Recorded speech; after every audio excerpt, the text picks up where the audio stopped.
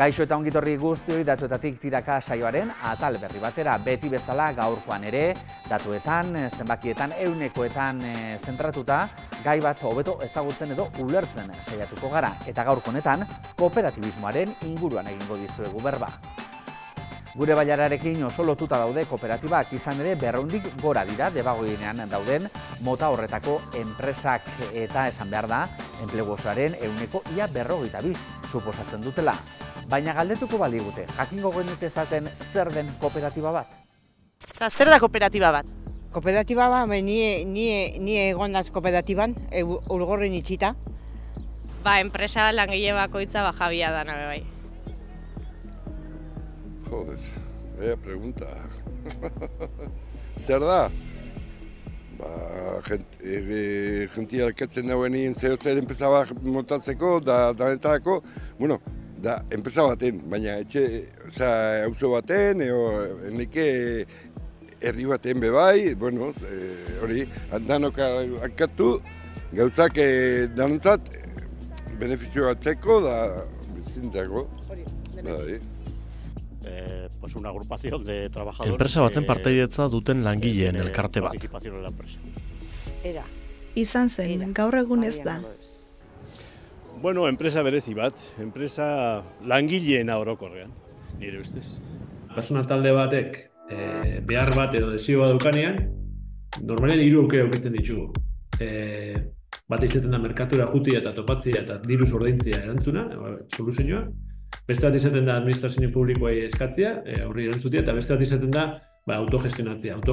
Autogestioa enpresa baten bitartez egiten bali badugu, enpresa eredua kooperatiba da. Enpresa mota honetan, kooperatibetan, bertako parte hartzaileek danak daukatela boto, gaitasun berdina edo, pertsona bat boto bat esaten dugu. Baina berez enpresa bada. Inigo Inurrategi entzun berri duzu Mondragon taldeko gestio sozialeko kidea eta gaurko saioan zehar bide lagun izango dugun aditua.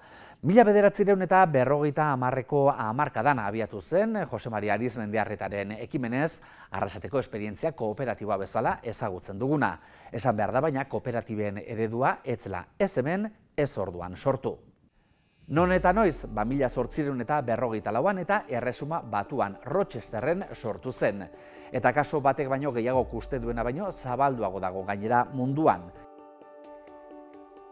Izan ere munduan 3,3 milioi kooperatiba daude eta horietan 280 milioi pertsona inguruk egiten dute lan.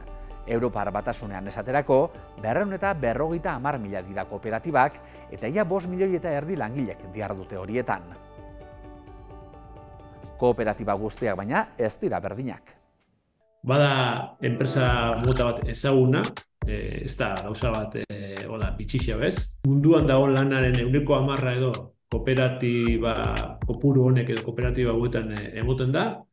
Eta gainera, hainbat sektoretan da hainbat lurraldetan pixu espezifiko handixia duka. Frantzia baten adibidez, banku sistema, kooperatiba kreditu kooperatibetan oinarritzen da nagusiki, banku handixenak kooperatiba dira, edo bai Europa iparraldean, Ipar-Ameriketan, edo Asian, Japonen eta nekazaritza nagusiki kooperatibizetuta dago. Hau da guk handik erosten ditugun esneki, edo arrain, edo nekazaritza produktu asko kooperatiben bitartez heltzen dira.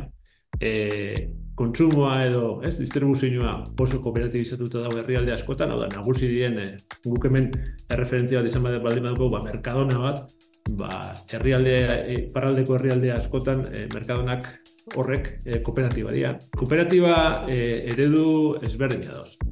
Gu gurian hemen Euskal Herrian kooperatiba mota gehienak 80% gora lan elkartuko kooperatiba dira. Hau da, langileek euren beharrei erantzuteko sortutako kooperatibak eta beraz langileen jabetzeko. Baina hori ez da munduan ohikoena. Europan gutxora 20% dira lan elkartuko kooperatibak. Gainontzeko guztiak, eta gaina handixenak, dira edo nekazaritza kooperatibak, edo kreditu kooperatibak, edo kontsumo kooperatibak. Beste kooperatiba mota batzuk diren nun protagonistak, jabeak edo erabakitzeko aukera dutenak ez diren langileak, baizik eta kontsumitzaileak, erabiltzaileak eta abar. Aztertu ditzagun lan elkartuko kooperatibak eta horiek gurean duten pisua. Izan ere, estatuko erkidegoen artean, Euskal Autonomia Erkidegoan eta Nafarroan dauden lan elkartuko kooperatibak batuta, kopuru aldetik 4. geratuko litzateke Hego Euskal Herria. Baina gauzak aldatu egingo lirateke kooperatiba horietan lan egiten duten langile kopuruari begiratuko bagenio.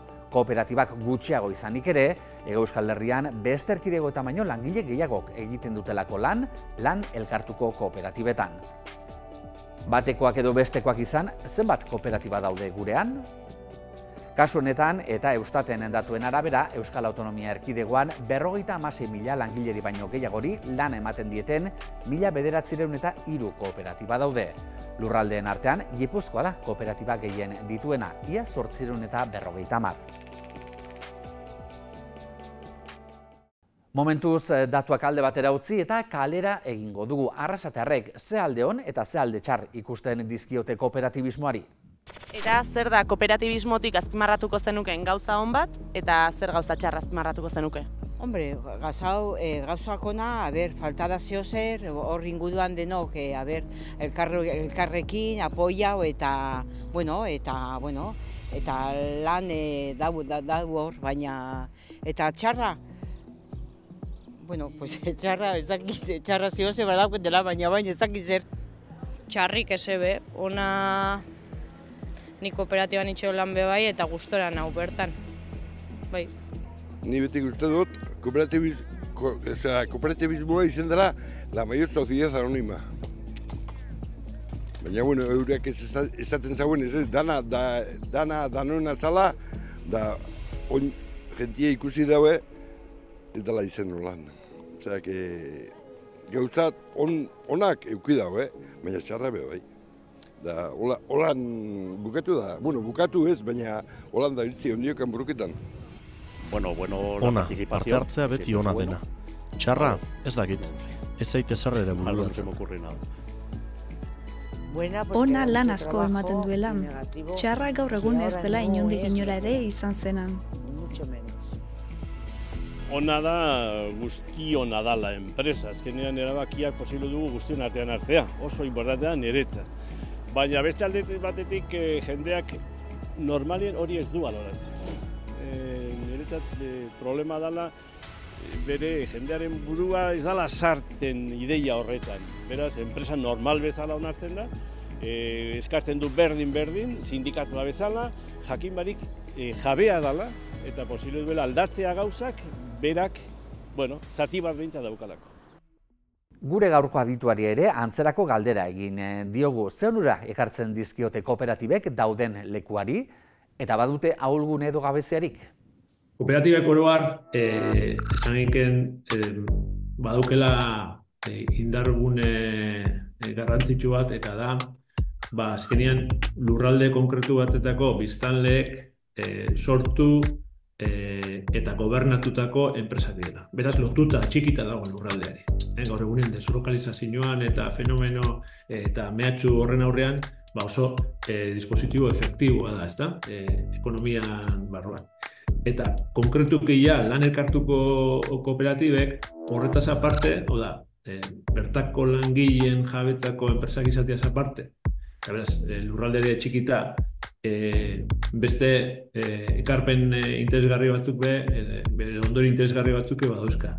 Besteak beste sortzen den aberastasuna modu berdintsuago batean edo horrenbesteko diferentzia barik banatzen da, eta horrek efektu oso interesantea duka gizartean. Krisi aldixen aurrean da, nolabait krisi horrei aurre egiteko gaitasun handixo demostro dugu urtietan, historikoki. Badago beste efektu bat oso interesantea, eta da, nolabait, lurraldea bera, lurralde egituraketan orekatu egiten da bela. Langileak lantegien inguruan mantentzen ditu, eta beraz ez da ematen ustutze efektu hori, ez da kapitaletara eta jendea eta lurraldeak nolabait biztanleria orekatuago banatzen da lurraldean. Kooperatibek badaukate gabezia egiturazko estruktural bat historikoki hori mahaigainen jarri dena, eta da bere finantziazio gaitasuna edo inbertitzeko gaitasuna esan digun mugatua dela. Azkenean, herritarrek eta lan elkartuko kooperatiben kasuan langileek gobernatutako eta beraien kapital ekarpenekin martxan jarritako enpresa mota dira. Orduan baduke muga bat, ez da, eta horrek zenbait sektoretan, inbertsio handixak eskatzen dituen sektoretan eta presente egoteko zailtasuna sortzen ditu. Horregatik, mundu zabalian, bai historian eta bai gaur egun, lan ekartuko kooperatiba gixenak kapitalian intensiboak ez dien aktibitatetan egoten dik. Normalean, enpresa txikinek izaten dien. Berezitasun bat gertatzen da Euskal Herrian, Arrasaten sortu zen kooperatiba esperientzien inguruan, eta beste zenbait leku konkretutan Italian nagusiki hor hemen garatu ditugun interkooperazio mekanismoi esker eta gai izan gara baita sektore industrial, kapitalian intensiboak dienetan lan elkartuko kooperatibak garatzeko. Esan dugun moduan, Gipuzkoan ia 850 kooperatiba ditugu, eta horietan ia laurdena gurean Debagoienean aurkituko ditugu. Izan ere, Euskadiko kooperatiben erregistroaren azken datuen martxoko datuen arabera, Debagoienean 201 kooperatiba daude. Pentsatzekoa den moduan, Arrasaten dago gehien 95 guztira. Biztanleria kontutan hartuta, pentsatzeko da baitere, Bergara izango litzatekela hurrengoa, baina ez, Oñatin eta Aretxabaletan, Bergara baino kooperatiba gehiago daudelako. Beraz, esan daiteke kooperatibek pisu gehiago dutela Leintz, Bailaran eta Oñatin, Bergara eta inguruetako herrietan baino. Bada Debagoienean, enplegu osoaren 51,7 suposatzen dute kooperatibek. Erkidegoko 100 handiena da hori, eta zerkapenean urrengokoak diren Bizkaia Kosta eta Tolosa Goierrirekin alderatuta, ia 4 aldiz gehiago. 1950ko hamarkadan Arrasateko esperientzia kooperatiboa abiatu izanak zerikusi zuzena du gaur egun gurean hainbeste kooperatiba egotearekin. Eta hemengo kooperatibagintzak baditu bere berezitasunak. Gurean ezinbestekoa da lana kooperatibizatuta egotea. Lanari emoten dutzagun, lanari eta langileari emoten dutzagun zentralidadea, ez dut esaten ez danik importantea nazioarteko kooperatibak gintzan, importantea bada, baina ez da zentrala, gurean aldiz zentrala da. Ulertzen dugu baita konsumo kooperatibetan, baita zerbitzu kooperatibetan, baita kreditu kooperatibetan, bertan lan egiten daben langileak enpresaren parte izan bidea, eta parte izatea da, boto eukitzea, kapitala eukitzea, zentzu horretan, zelabait kooperatiba tradizioan apur bat, ez dut esango anarkikoa, baina bai ez oso ortodoxoak izan da, pauso bat arutzau eta gai izango dira demostratzeko mundu guztiei lan ekartuko kooperatibak lehenengo mailako kooperatiba mota badala, ze ordura arte historikoki nahiko baztertuta. Eta gero badago beste zerbait ezaugarri bat, batzutan kanpotik datozenek eta batez ere ekonomia sozialetik eta datozenek atentzioa deitzen dutena, ez da? Eta hemen egoleiken enpresa ambizioa edo, ez da? Hori oso hasierakoa da, esan dute, Arizmendi errateak berak markatzen daben elementuetakoa da. Eta ez da, handinaikeri bat, baizik eta da exigentzia bat, enpresa, kooperatibak azkenean, eta hasiera batetik kapitalizatzen dira edo herritarrek eta langile jarritako eta egindako ahaleginaren fruitu dienez, guk sordotzagu langilei eta herritarrei emaitzak, ez da, emaitzak berriz ere nolaite bueltatzea. Gure Bailara, berdina izango litzateke kooperatiba gabe? Arrasate eta Debagoiena, gauza bera izango litzateke kooperatibismo hori gabe? Ez. Nik uste ezetz. Kooperatibizia noiz hasi izan ba? Ondala 60 urte, holako bat. Horra arte, holan ibili ginen. No, claramente no. Argi eta garbi. No, mucho menos. Ez inondik inora ere ez, askoz ere pobreagoa. Hemen kooperatibarekin gertatu zena gertatu zen, eta desastre bat izan zen. Geratu daitezela. Uste desberdina izango zela. Agian kooperatibismo ez sortuko, Arrasate desberdina izango balitz, baina Arrasate ere aldatuko zen. Ze kooperatibismo berak ematen du zeo zer. Jendeak aldatzen du pikin bat, eta sozializatuagoa. agian gara, nire ustez. Sakondu dezagun orain, kooperatibek gizartean duten eraginan eta horretarako orkestrak lehiakortasunerako Euskal Institutuak argitaratu berri duen txosten bati erreparatuko diogu, kooperatiben eta kohesio sozialaren inguruko txosten bati hain zuzen ere.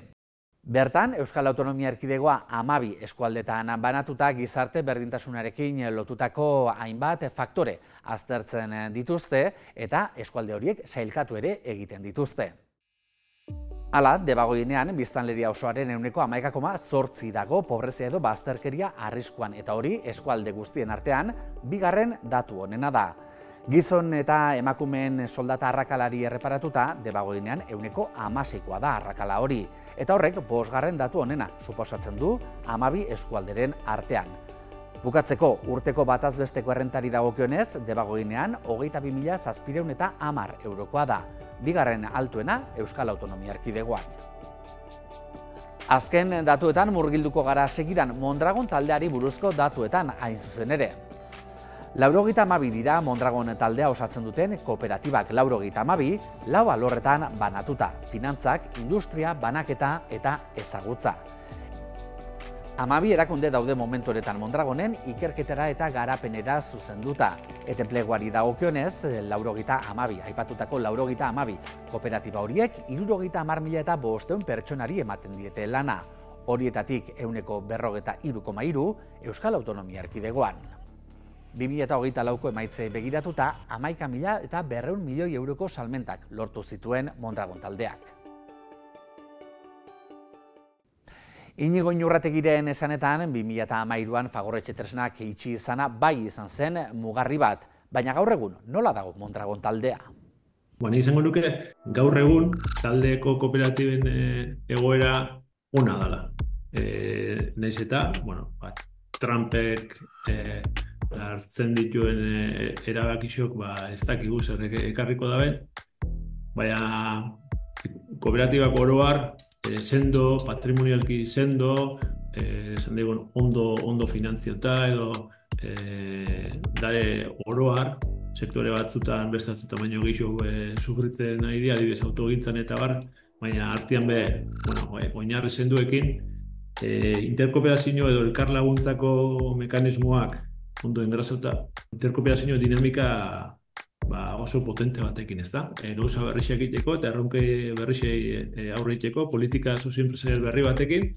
Nik uste dut, azken aldixan, berri interesgarriak badaela, ez da? Orbik edo oin martxan jarriko dan inkia baten kasuan, bizak startupak, teknologikoak, datorren mundu horretarako enpresak esan daigun, eta gai izatea baira horretako enpresak sortzeko eta modu kooperatiboan, uste berri oso badala, bai guretako, kooperatiba taldeen dako eta bai Euskal Herrixen dako, ez da? Saioaren azken txampan sartu eta herritarrengana joko dugu berriz ere. Nola ikusten dute gaur egun kooperatibismoa? Eta gaur egun nola ikusten duzu kooperatibismoaren egoera? Kooperatibismo oain, ez dakite. Ni egon nintzen Ulgorren, itxi daue Ulgorren eta hor dau hemen zehozer. Eta kooperatibismoain ez dakit. Nire inguruan denok kooperatibismoa, nire familia, nire inguruan denok, baina...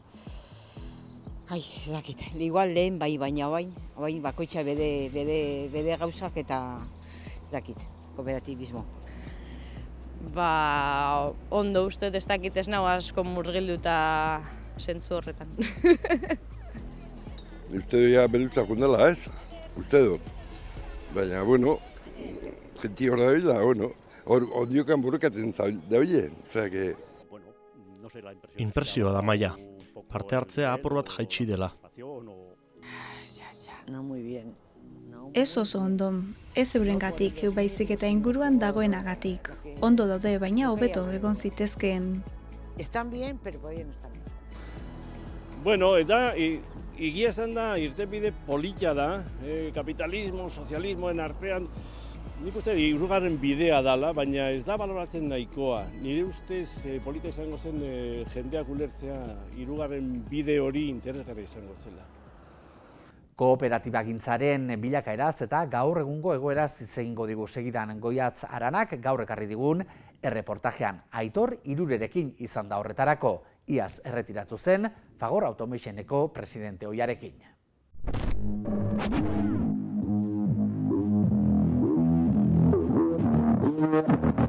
Aitor Irure, kaixo.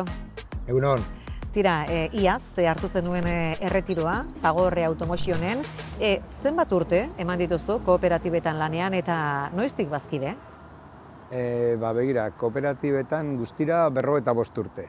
Lehendabiziko 6 urteak Alekopen, ikasten eta lanean, egun erdiz. Eta ondoren, gaur egun Fagor Automation bezala ezagutzen dugun kooperatiban, bere garaian Aurki izeneko kooperatiban. Osea, guztira 55 urte. Eta zure kasuan, kooperatibismoarekin harremana, orduan hasi zen kooperatibetan lanean hasi zinenean, ala bazetorren lehendik, etxetik adibidez? Bai, hala da.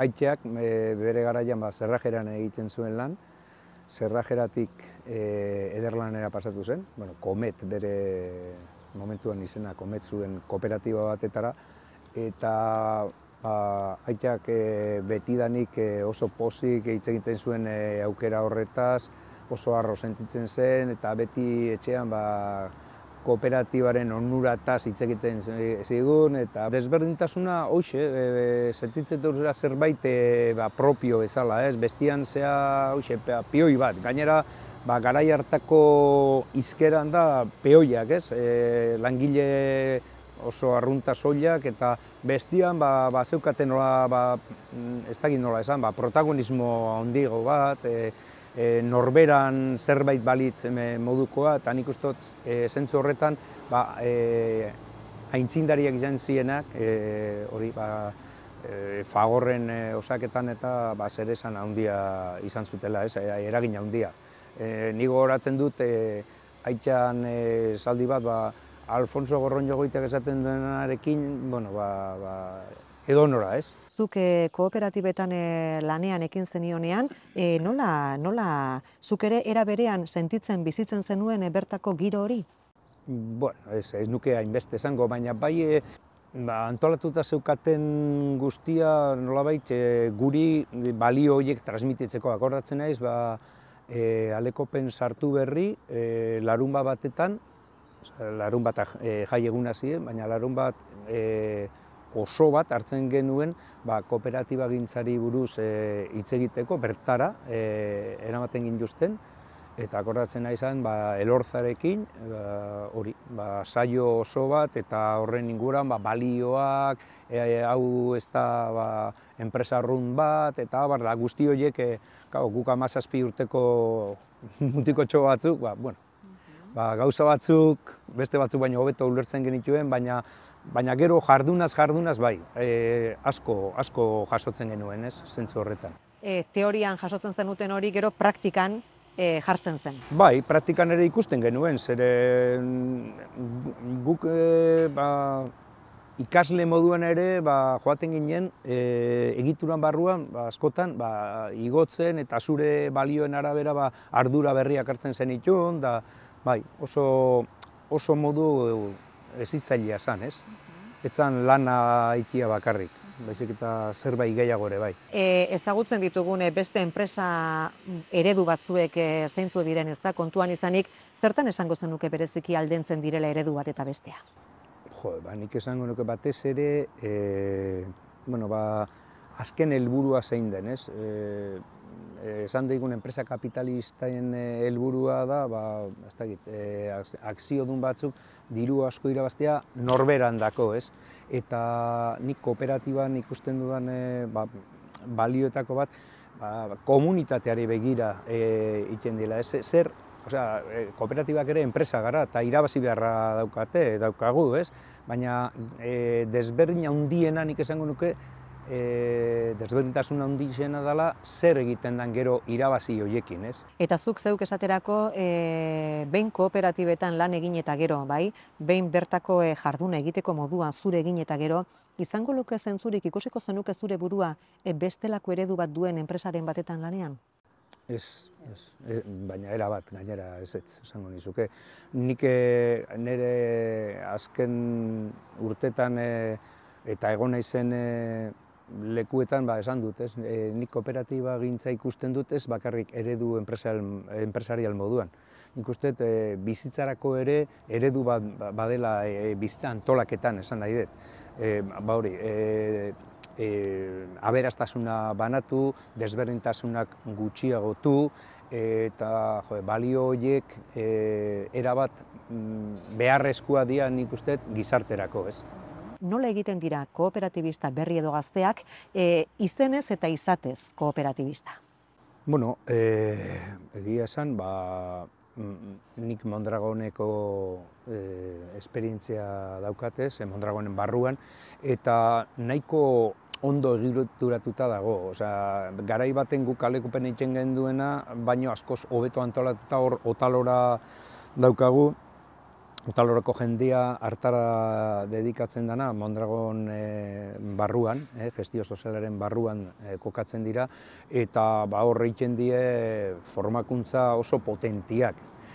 Edo nola, ez dakit, hor ikusten dut desberdintasun batez, gure garaian bazkide izateko aurrerakinetik kentzen ziguten bazkidetza hori ordaintzeko, eta egoten ginen gutxi gora bera pare bat urte, aurrerakin txikiagoekin hori bazkidetza ordaintzeko, eta gaur egun hori langabeziaren kopuru hori jasotzen da, eta jente asko, ez dakit nola esan, orduan behin betiko bazkidetza hori ordaintzen genuenean, izaten zen motibo bat ospatzeko lankideekin, igual joaten ginen menu bat jatera eta bar. Zurik kentzen zizun horretatik ordaintzen zelako hori, orain ez bezala diozunez. Eta kosta egiten zen, eta ez dakit, baliozun hori ere jabetzeko zer zen bazkide izatea, ez?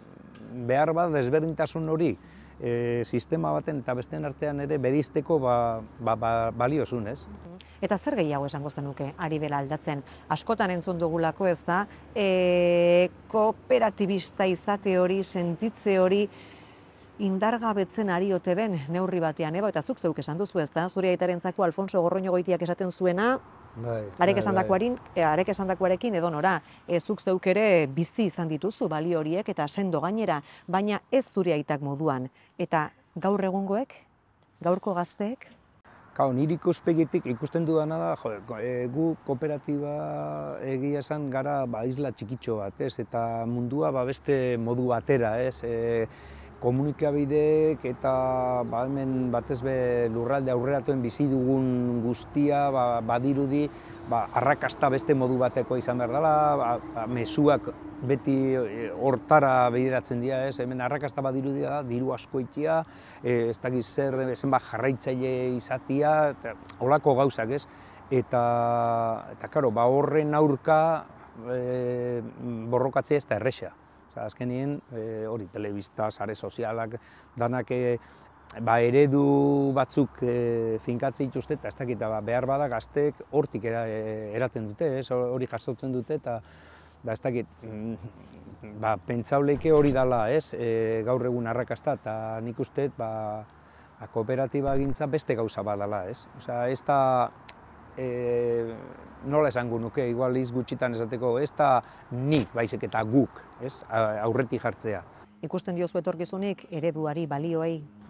Jo, era bat komentzituta nago, esan dizuan moduan, eredu honek nolabait irtenbide bat ematen diola mundu honi, badakizu zenbat erronka da euskagun, transizio energetikoa, ekologikoa, karbono aztarnaren gutxitzea horrek, eta nik usteot kooperatibaren balioak eta printzipioak askoz lerrokatua daudela bide horrekin, beste enpresa eredu batzuk baino. Eskerrik asko. Zuri. Onarte gure gaurko saioa kooperatibagintzari eskainitako programa. Hasieran esan dizugun moduan, gai entzuna. Espero dugu gaur esandako guztiekin entzuna izateaz gain, ezagunago ere izatea. Hurrengora arte.